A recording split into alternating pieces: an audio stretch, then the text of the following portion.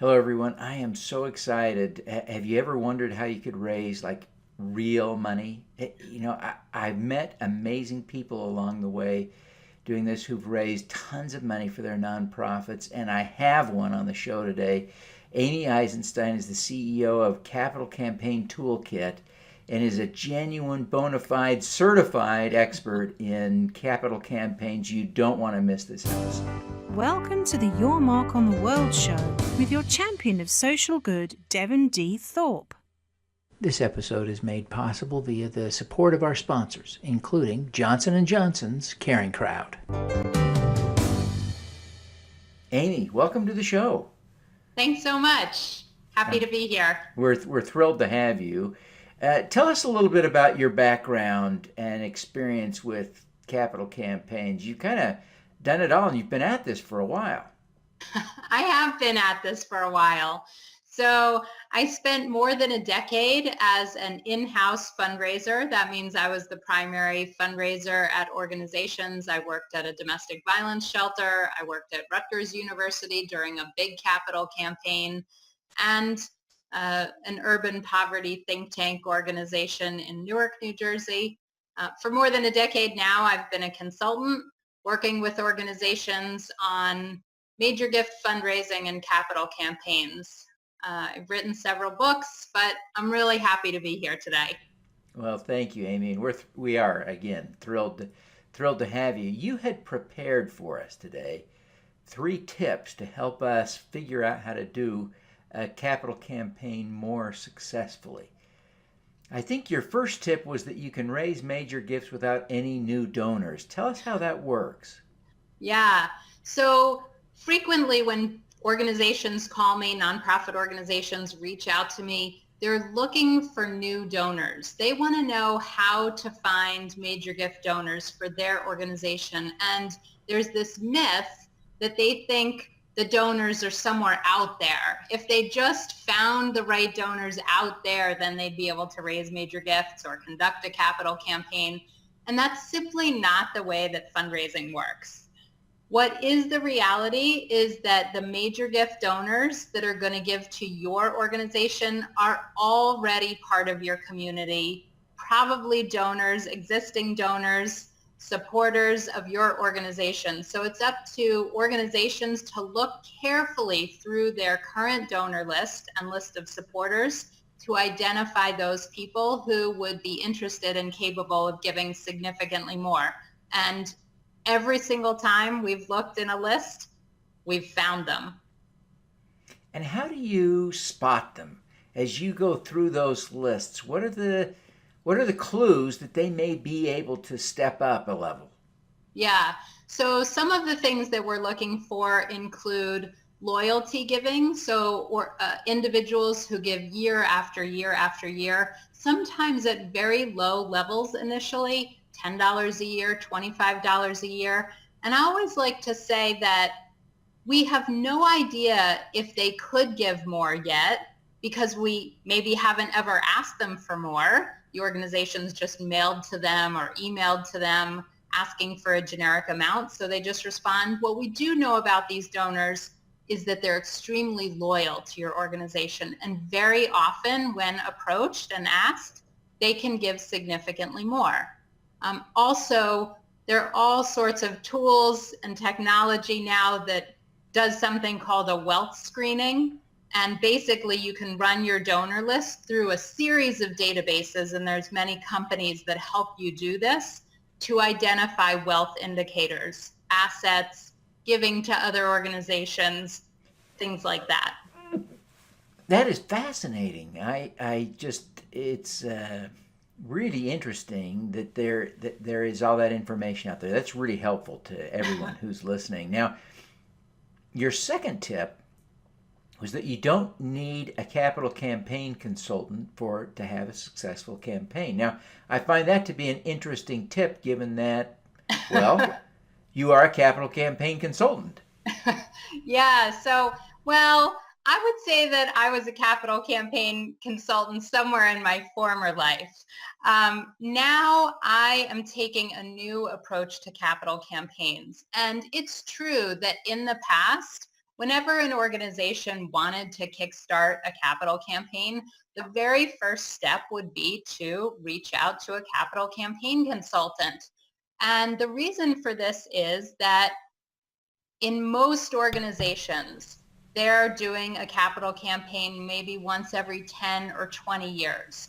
And that means that development staff or in-house staff don't have a lot of campaign experience, especially running a capital campaign from A to Z. They may have been at an organization for the beginning of a campaign or at the end of the campaign, but most in-house development staff don't have experience running campaigns, certainly not multiple campaigns. And so they need that outside help. But today we want organizations to consider doing campaigns a different way, taking a different approach. And there's a couple of reasons. One is because there is so much information now available online to help you with a campaign. Now, I'm not saying that you won't need a consultant for any part of your campaign. You may need a consultant to help you with various aspects and pieces, but certainly not from A to Z, as they have in the past. You, as the development staff or the executive director of your nonprofit, know your community, your organization, the culture of your organization, and your donors better than any outsider ever could. So at the Capital Campaign Toolkit, we want to put you in the driver's seat of your capital campaign, give you all the tools and resources which are available online, and take a different approach to your capital campaign.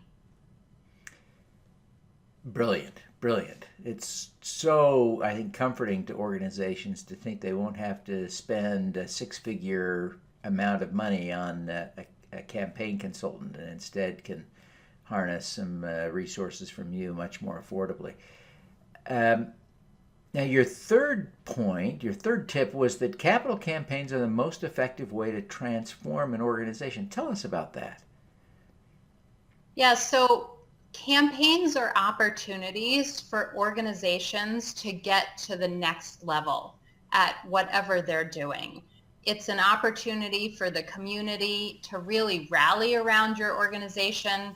It's an opportunity for the staff and board to come together like they don't do for any other annual fundraising effort. A capital campaign should be used to really hone your message and spread the word about your organization, but also shore up your development efforts, your office infrastructure, and you should have a big vision, a big goal for your capital campaign, significantly bigger than anything you've ever raised before, that will truly, truly transform your organization and make a difference in the community that you're serving like no other fundraising campaign can. So when your organization is ready to be transformed or take itself to the next level, a campaign is what you should be considering. Amy, what are you most proud of having accomplished across your long and storied career? Yeah. So I think for most of my consulting career up until recently, I've been helping organizations move from primarily focusing on grant writing and event planning into major gifts, into individual donors and building real relationships with individual donors who have the ability to make significant and meaningful gifts to those organizations that they care about. So I think I'm most proud about helping organizations get to the next level by identifying a whole swath of donors that they didn't even know they had.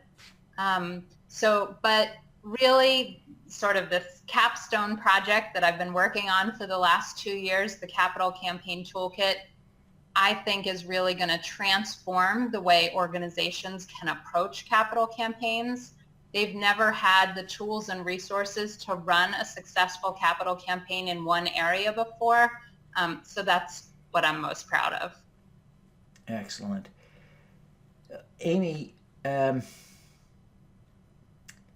you have really as we said, you're the expert, you're the guru. But as you reflect back, what's the most surprising lesson you've learned over your career?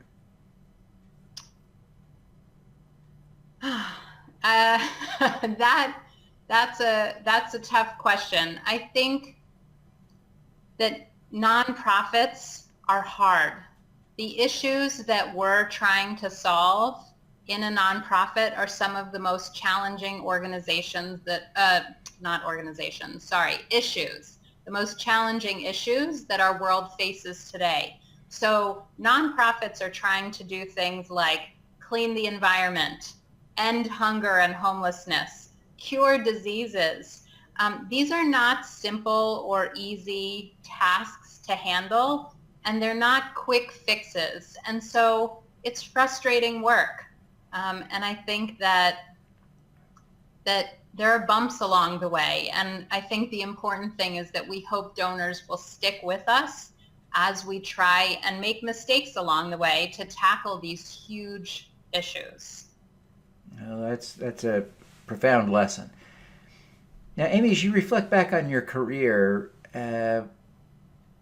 how and why, what drew you to the nonprofit world and fundraising? This is kind of a tough space, and frankly, a lot of people don't like it. I mean, especially the fundraising side of things. It's kind of tough. It is tough. And I have to say, there's nothing that can alienate people at a cocktail party like saying you're a professional fundraiser, right? Yeah. That being said, I frequently get asked when I say I'm a fundraiser if I make cold calls. I'm not doing telemarketing. Listen, there's a place for telemarketing in the fundraising world, but that's certainly not what I'm about. I'm about building relationships between donors and organizations that have a mission match. So if a donor feels passionately about a cause, helping that donor find that organization and vice versa, so that together they can make the world a place. The donor can't do it by themselves, and the organization can't do it by themselves. They need each other to accomplish the mission. And so I love the relationship building aspect of that, and the idea that we are solving some of the world's biggest challenges, or at least confronting them head on. How did I get into it? So I always knew that I wanted to work in the nonprofit space. When I was in college, I lived at something called the Community Service House. I went to graduate school for a master's degree in nonprofit management. And so I've always known that I wanted to be in this space. However, I got my first fundraising job when I was in graduate school at a domestic violence shelter, because I thought I would need to know some fundraising to work in the nonprofit space. Well, amazingly, I fell in love with it, and that's how I got into it. Most people don't grow up dreaming of a career in fundraising. You're right about that. Yeah, fantastic. Amy, what is your superpower? I think my superpower is being able to break down fundraising, which can be really complicated and overwhelming, into very specific, concrete, doable tasks. When I'm out speaking, I do a lot of speaking and training at nonprofit conferences. I do facilitate a lot of nonprofit board retreats, and over, I'm told by my audience members or participants that for the first time, fundraising doesn't seem scary. It's clear, it's achievable, manageable. So I would say that's my superpower. Oh, fantastic. Well, Amy, thank you so much for taking the time to be with us today. Before you go, would you take just a moment to tell people how they can learn more about your work and your online course and all the things that you're doing, your books, and how they can connect with you personally? Yeah, that would be great. Thank you. So if people are considering a capital campaign, I want them to go to capitalcampaigntoolkit.com. And there we are giving away either a free step-by-step guide to your entire campaign and or a free campaign strategy session. So that's the first stop for anybody interested in a capital campaign. If you want weekly fundraising tips, mostly around major gifts and learning how to raise major gifts, then the stop would be my website, which is amyeisenstein.com. Fantastic. Well, Amy, thank you so much for being with us today. We wish you every success in helping nonprofits confront and solve, ultimately, the world's biggest problems. Thank you. Thanks for having me. All righty. Let's do some good. At Caring Crowd, we believe everyone has the power to make a difference. Through our crowdfunding platform for community health, we empower passionate people to drive real change. Whether you work for a nonprofit organization, volunteer, or want to get involved for the first time, you can post a campaign on Caring Crowd.